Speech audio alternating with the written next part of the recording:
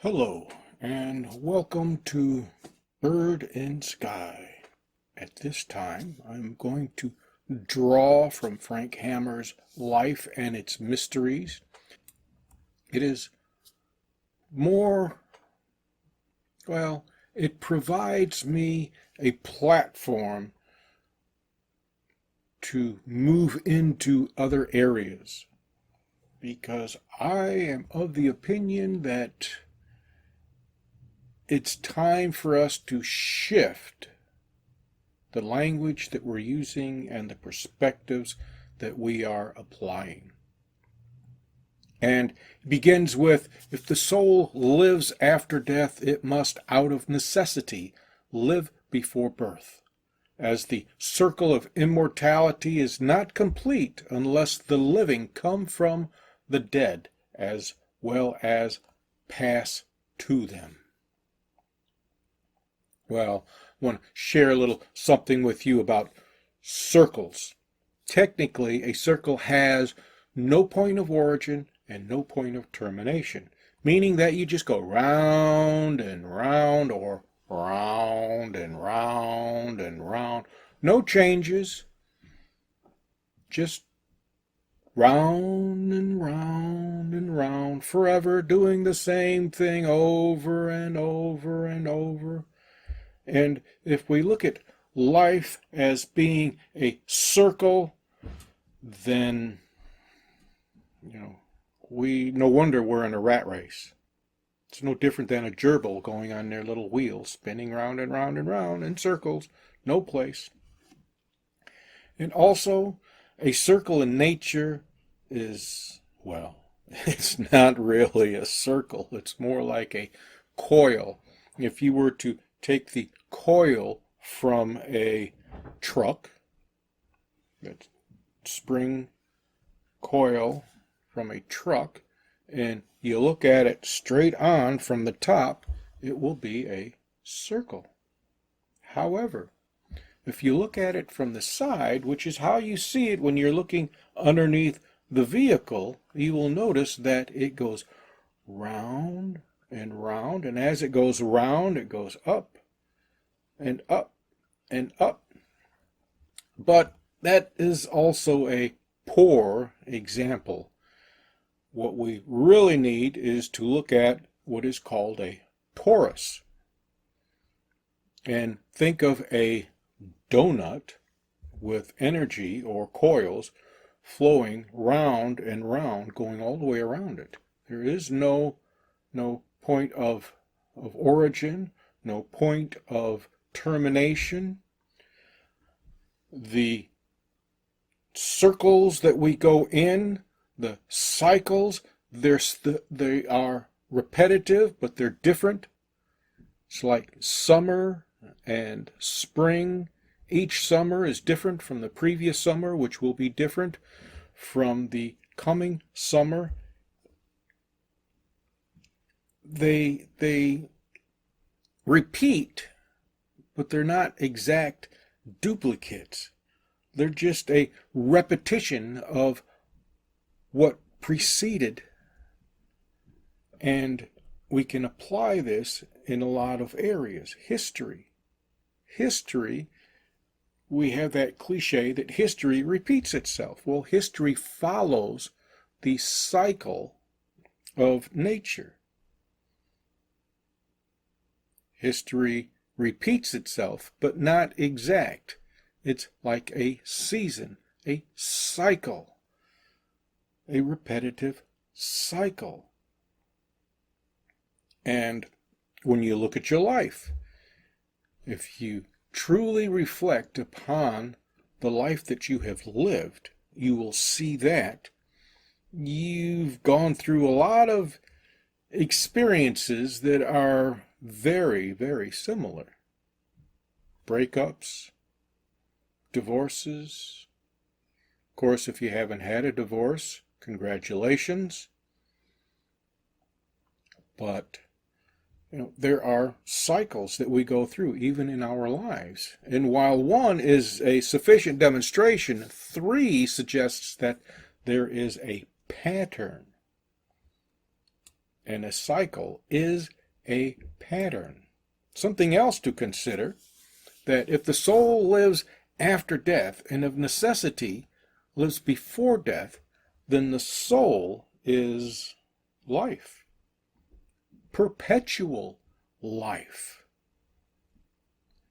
And if we apply the term immortality to the soul, then the meaning of immortality cannot be considered as unchanging, because all of nature is in continuous fluctuation, continuous change.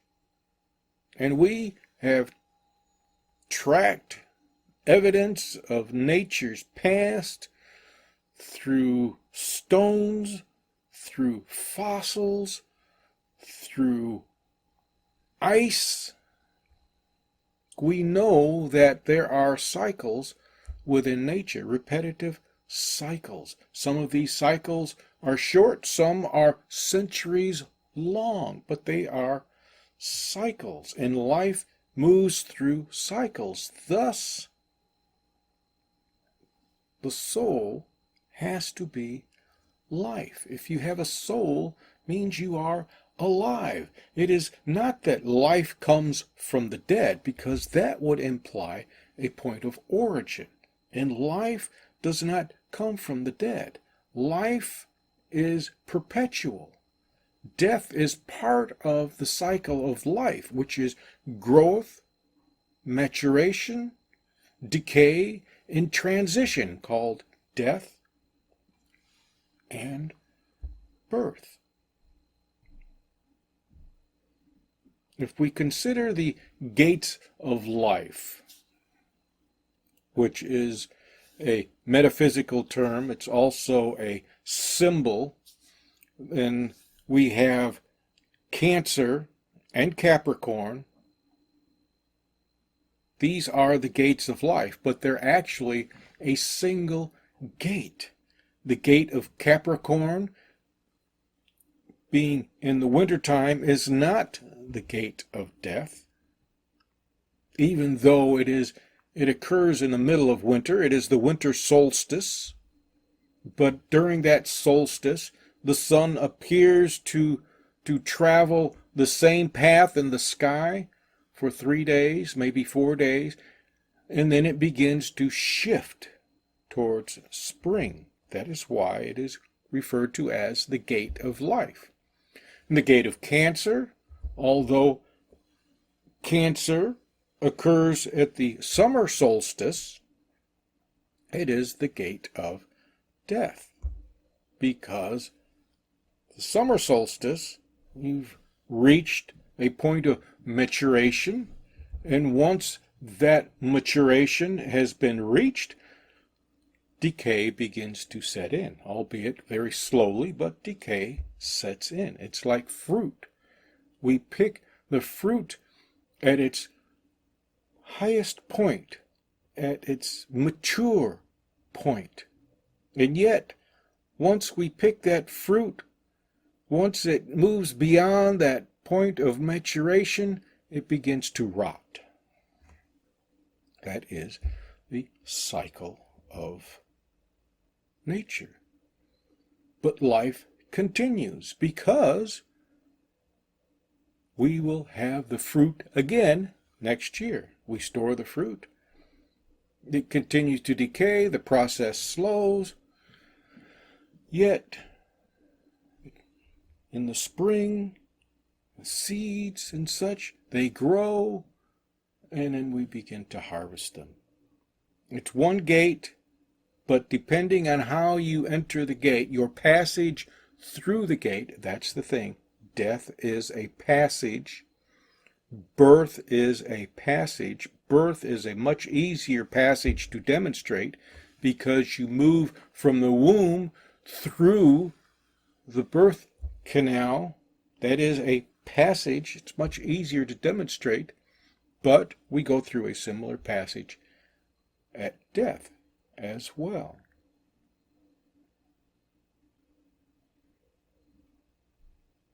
And consider this idea as well. Consider the idea of a black hole. And what is it that a black hole does? A black hole takes in all of matter.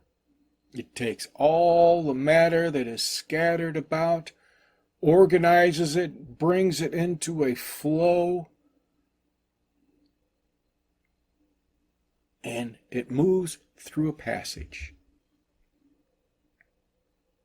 Theoretically, and this idea was proposed in PMH Atwater's Future Memory, theoretically, that passage leads to a quasar, because a quasar spews out light. A black hole takes in light. If a black hole can take in light, then light has substance. Therefore, the quasar spewing out light is spewing out substance. And it is chaotic. It is not organized. It is just pushed out, and it spreads out through the universe. Chaotic. And that is actually the same thing as a torus. Because if you were to look at an image of the Earth's magnetic field, you will see that the field appears to exit from the south, swings around, and then enters back through the north. We have this coil that goes round and round.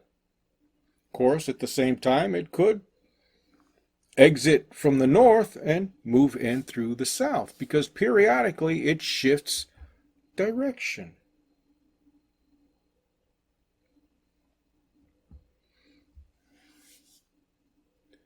So it's not that life comes from the dead, because that would imply a point of origin.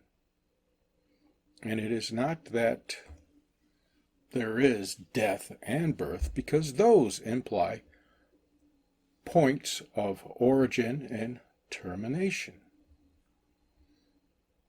Let's move on a little bit and consider the idea that the soul has lived before and is merely awakened when it comes to earth, being born from another state to continue its development. Physical birth clothes the body, physical birth clothes the soul with a body of flesh. And countless people think this body the real man. I suggest that we must progress from the position of the soul being a separate entity and saying that the soul has lived before. Because the soul does not live. The soul is alive and is life. The soul does not awaken when it comes to earth, because that would imply the soul was in slumber during a previous cycle. At best, the soul may have slumbered during its passage from one life experience to another, and that's how we should refer to these, not as moving from one life to another, but from one life experience to another.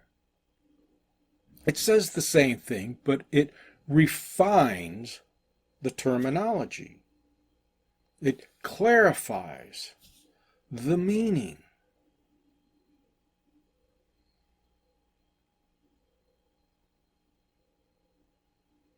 Of course, that also has its inherent difficulties. The purpose of the passage may be preparation, because death is the beginning of a passage towards what is called life or growth. Decay is a passage towards growth, and growth is a passage towards decay, where birth and death are points of transfer.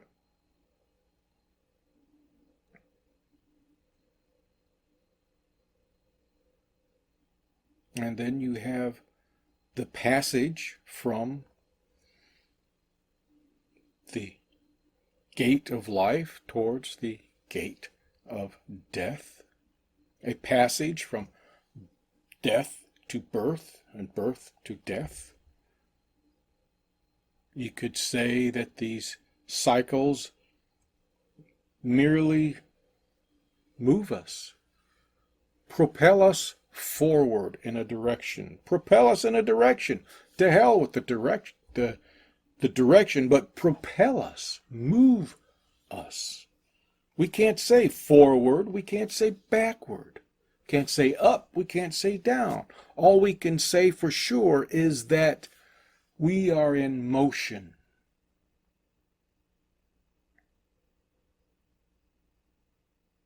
I can say that the purpose of these passages are preparations, and we can only imagine what these preparations are because all I have to go on is information provided through the immersion with an intelligence superior to mine, or channeled teachings.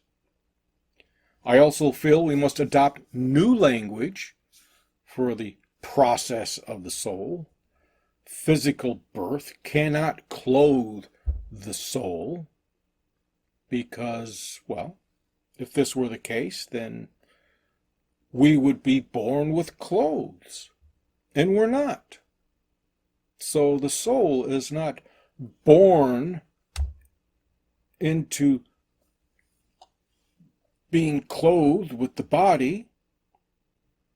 The soul forms a cocoon around it. And this is only a description, and a very poor one at that. We could also say an exoskeleton. But this exoskeleton is nothing like the carapace of an insect, but it is a protective covering produced by the soul, the same fashion as a caterpillar spins a cocoon around it, a means of protection while it transforms. And this body is like a cocoon. It protects the soul while the soul transforms.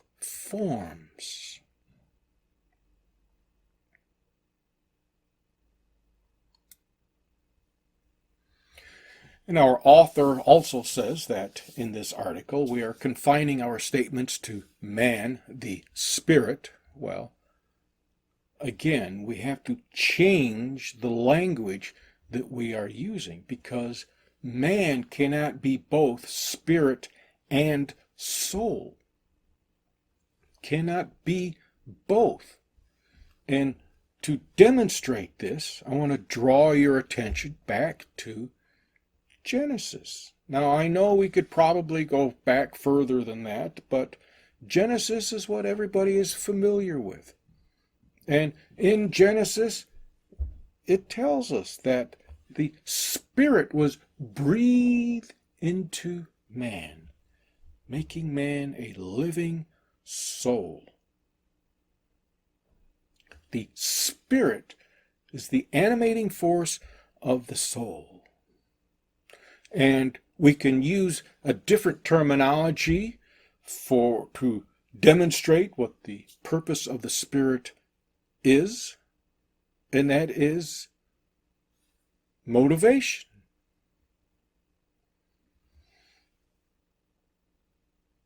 I wouldn't say desire because desire has a lot of convoluted meanings associated with it that can be misleading. But motivation suggests reason to act, implies purpose. In myself, I find reason and purpose to be more compelling than a wish, which is what a desire is often reduced to. Oh, I wish that I were better. I want to be better. And yet, all I really do is just lay around watching sports and drinking beer. That's desire. Wishful thinking. Motivation is intentional.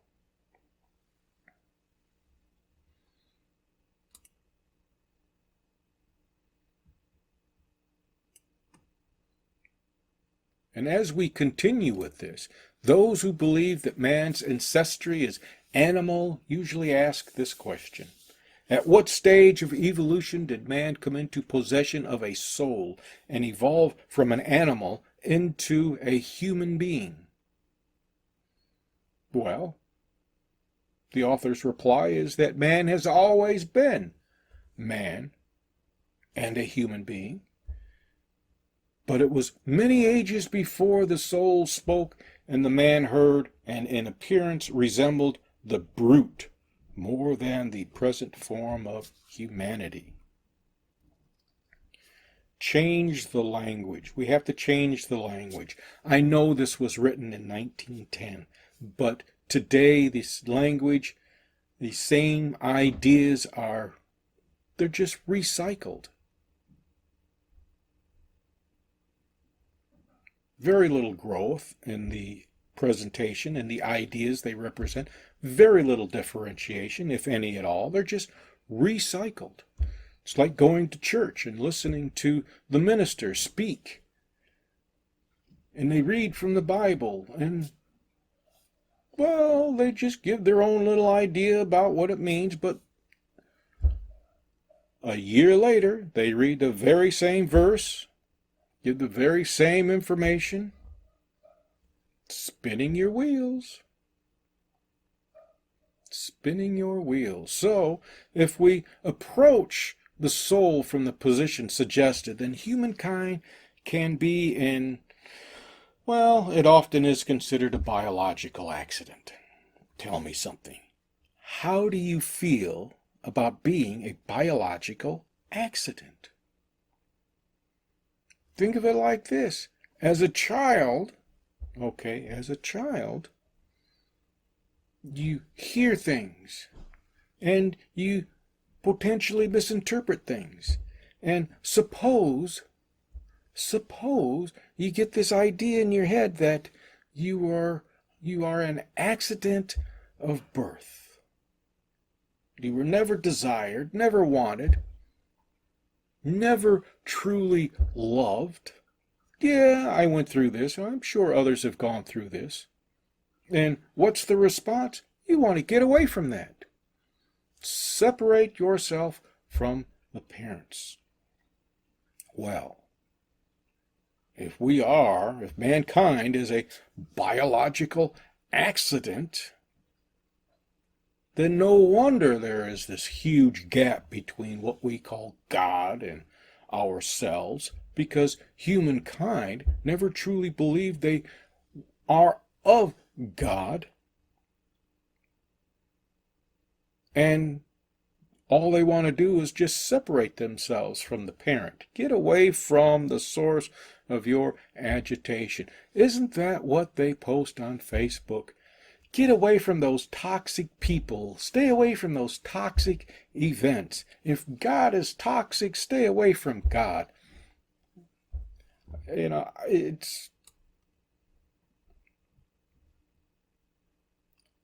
We just have to adopt a different position.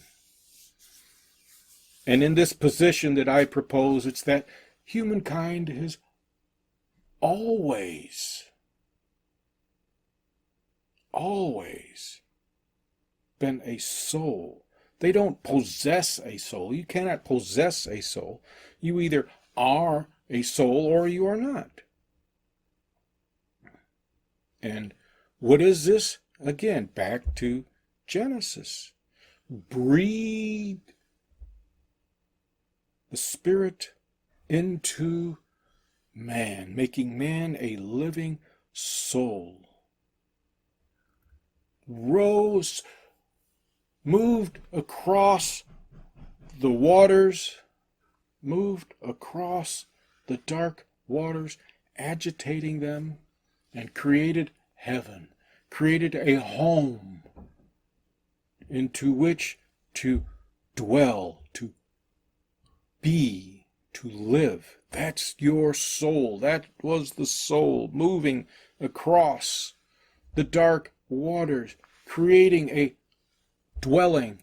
What is a dwelling? A home. What is a home? A home protects you from the elements. Thus, you created this home. And you have always been a soul. And through natural progression, the soul grew out of the brute and into the human. Of course, then again, we have to ask this question here. If humankind grew out of the brute and into the human, why do we continue to act brutish? Well, I can't answer that. That's up to you to explore, or it's up to you to evolve from a brutish nature,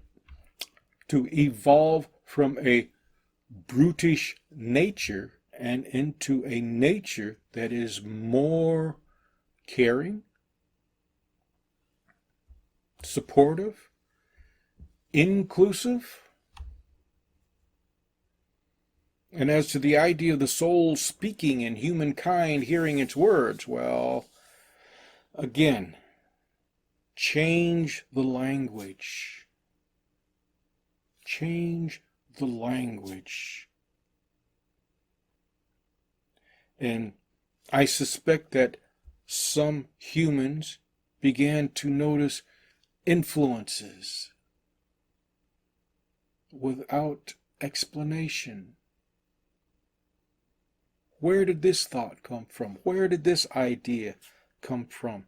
And eventually, in their quest to understand, through their contemplations, their mind became quiet, became focused, and they allowed their thoughts to move, observing their thoughts, observing the images evoked by these thoughts, and noticed subtle changes in these thoughts. Subtle changes in how they appeared, subtle changes to the words heard, subtle changes.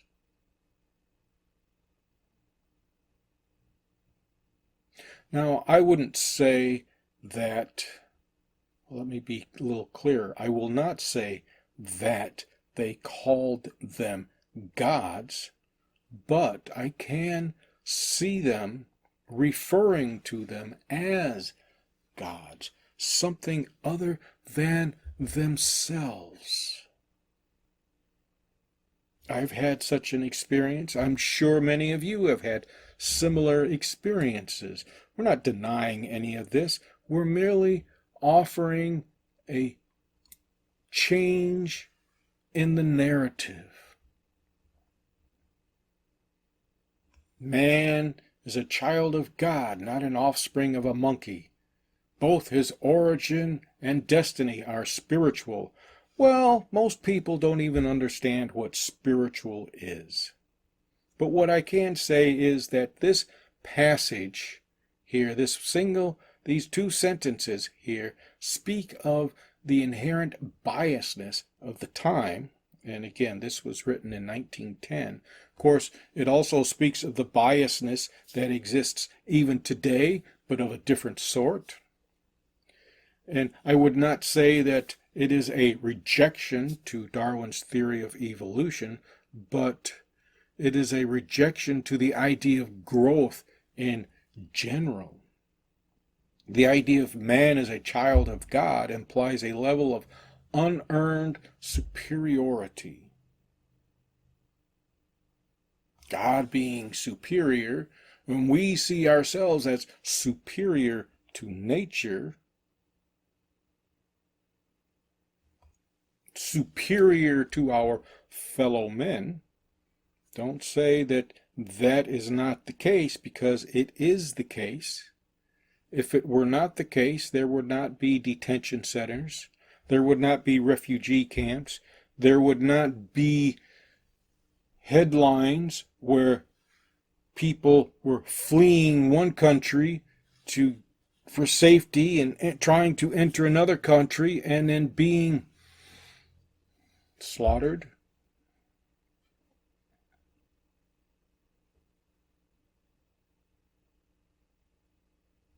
Slaughter is a harsh word.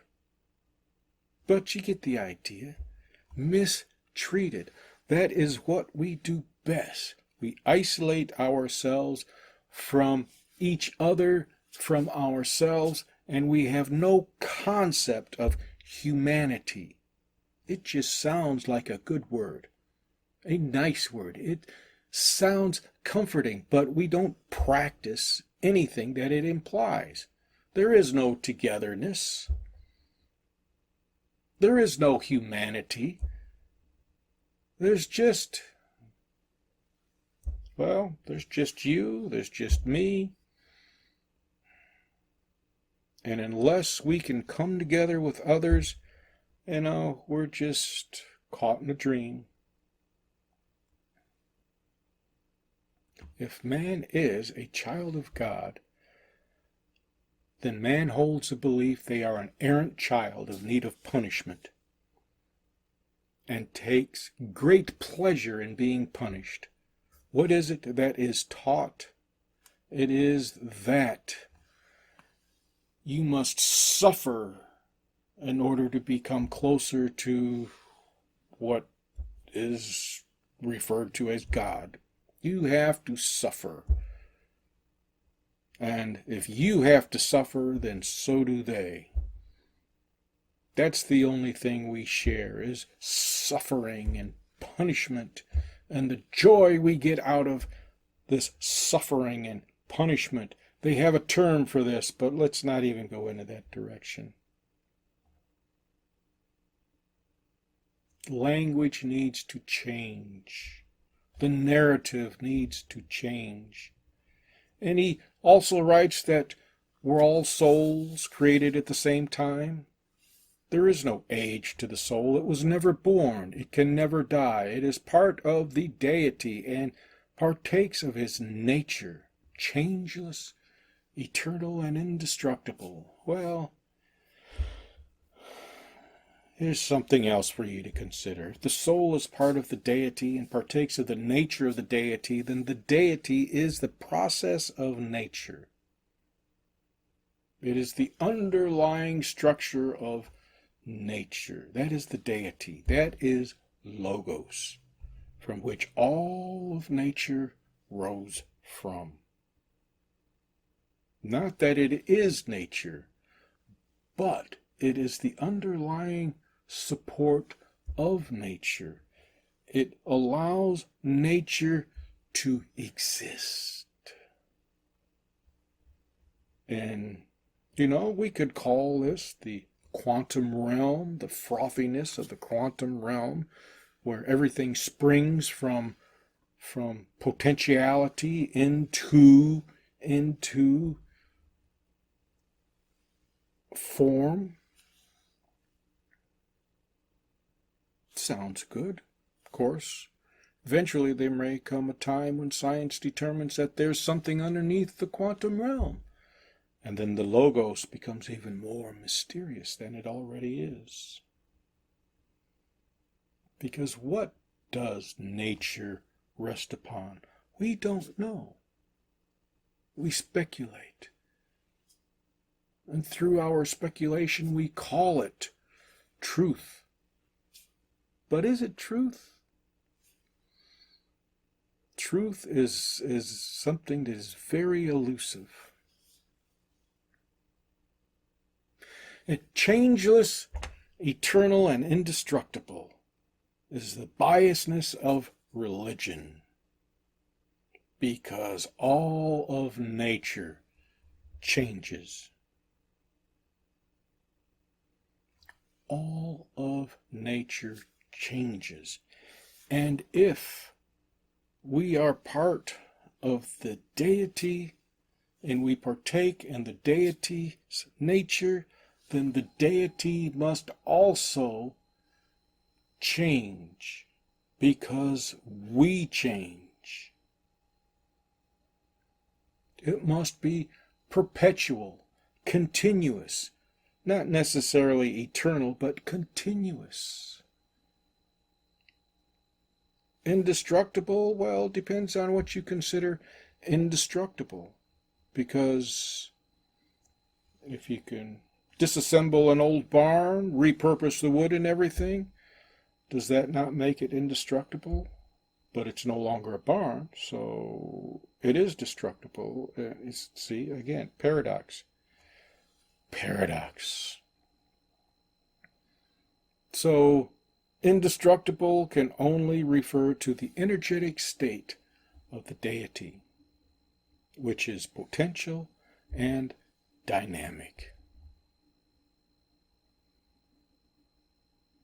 And dynamic is active. And active means that it changes. Well, I've given you enough to contemplate. I trust this was interesting. And I will say thank you for joining me, listening to my thoughts and ideas, and I wish you a very changing, but not chaotic, a very harmonious day.